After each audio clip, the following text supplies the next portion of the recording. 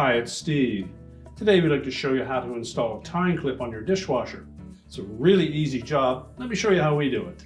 Now, if you were replacing a defective tying clip, we simply need to remove the old one if it's still intact. We'll open up the dishwasher, pull the rack forward, remove the old one and discard it.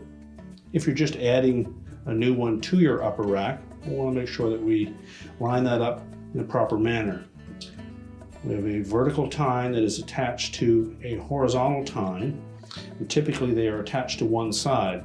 If we look carefully at that clip, we'll see that the notch for the vertical tine is offset from the clip for the horizontal tine. So we want to make sure that we put it on in the proper manner.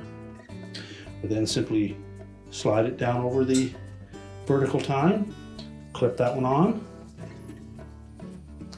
and then while supporting the upper rack from the bottom, snap it onto the horizontal tine.